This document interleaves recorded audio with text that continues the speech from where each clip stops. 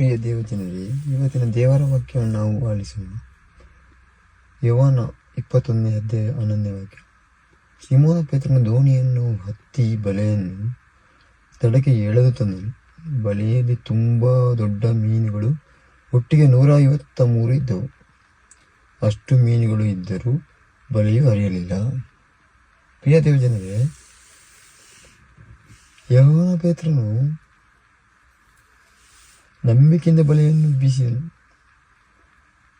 ಅದೇ ರೀತಿಯಾಗಿ ನಾವು ಯೇಸುವಿನಲ್ಲಿ ನಂಬಿಕೆಯಿಂದ ಯಾವುದೇ ಕಷ್ಟಗಳು, ಯಾವುದೇ ತೊಂದರೆಗಳು, ಯಾವುದೇ ಬೇಡಿಕೆಗಳನ್ನು ದೇವರಲ್ಲಿ ಬೇಡಿಕೊಂಡರೆ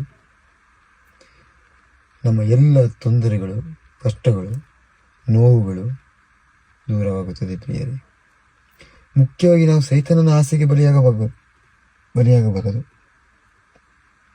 ಸೈತಾನ ನಮ್ಮನ್ನು ದಿಕ್ಕು ತಪ್ಪಿಸ್ತಾನೆ. ಸೈತಾನ ನಮಗೆ ಕೆಟ್ಟ ಆಲೋಚನೆ ಬರೆಸ್ತಾನೆ.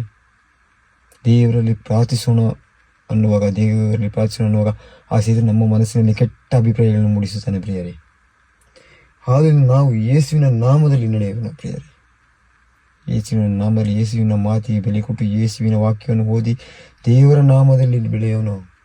ಪ್ರಿಯರೇ, ಹಲ್ಲೆಲೂಯಾ, ಪ್ರೈಸ್ ದಿ ಲಾರ್ಡ್.